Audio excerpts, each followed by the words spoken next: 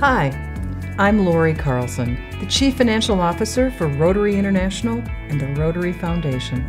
And I'm Jennifer Jones, Director and Vice President of Rotary International. And today, we're here to share with you Rotary's 5-year forecast.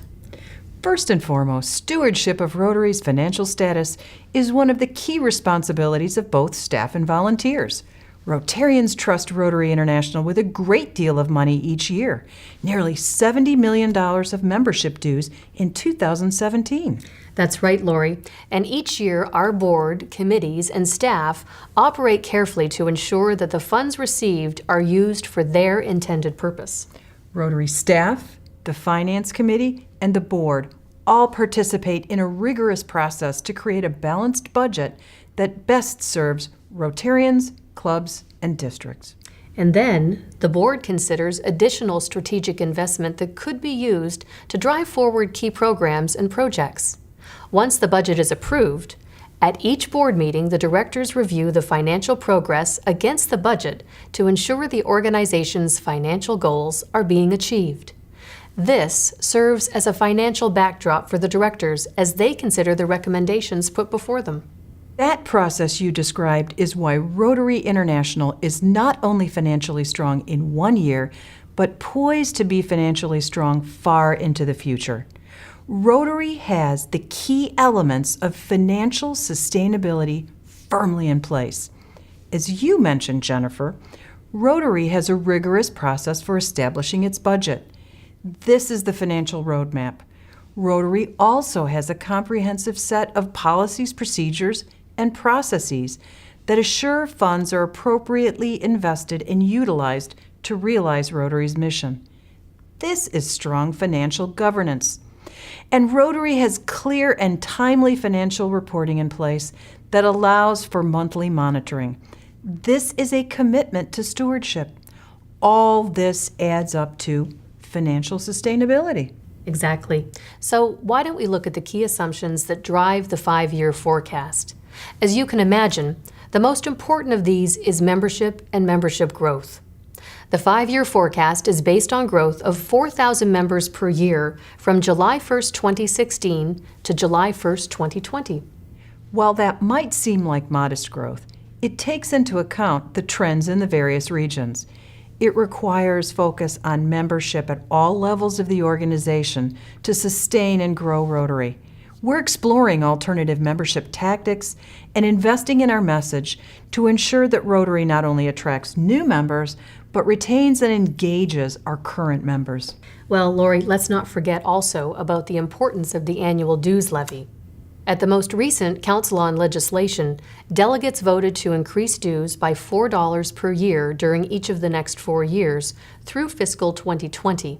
After that, the increases stop. Our new president, John Germ, spoke recently about the Council's decisions. Let's take a listen to what he has to say.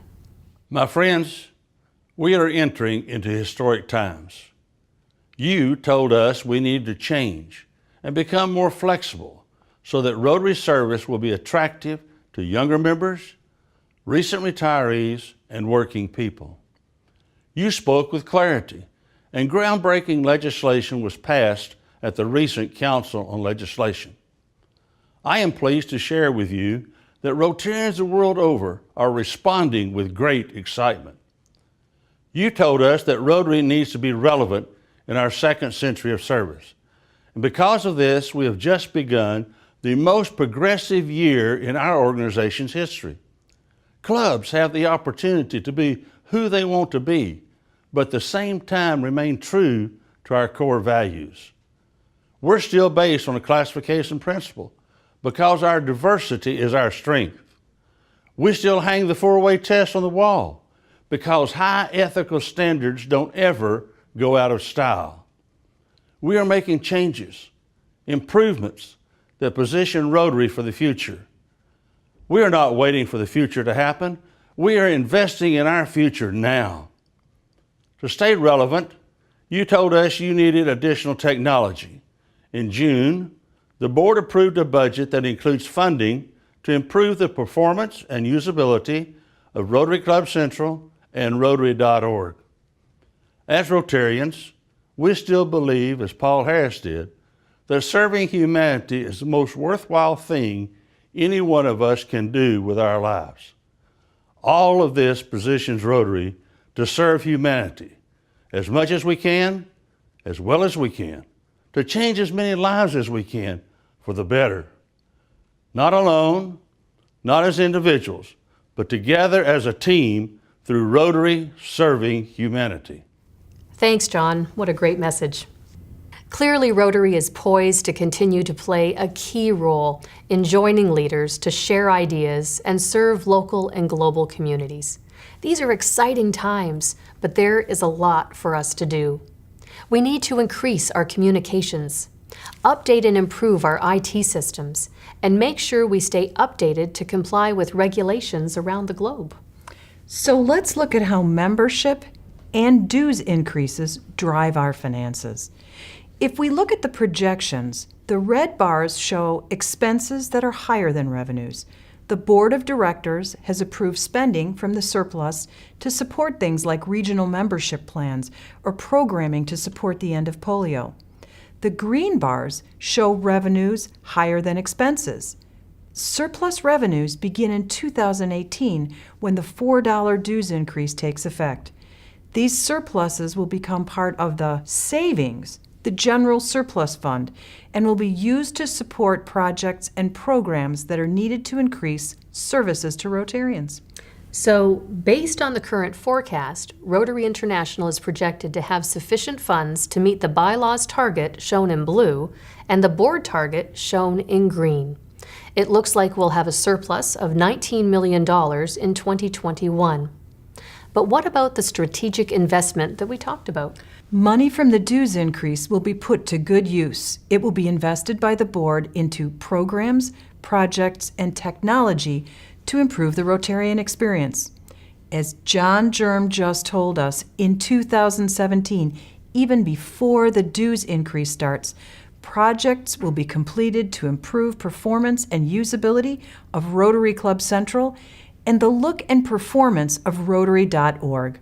We'll be looking into platforms to improve the donor experience, making it easier for the Rotary Foundation to accept and process contributions. And this is only the beginning. We'll be providing additional planning resources to clubs so that they can enhance their membership experience. We'll improve and simplify the reporting for clubs and districts for easier reporting. We'll invest in membership initiatives, including the tools for clubs and for districts. We'll bring Rotaractors into the fold by allowing them to access online tools to engage our future Rotarians much sooner. And because we are a global organization, we'll update our systems and processes to ensure that we're always in compliance with changing global regulations.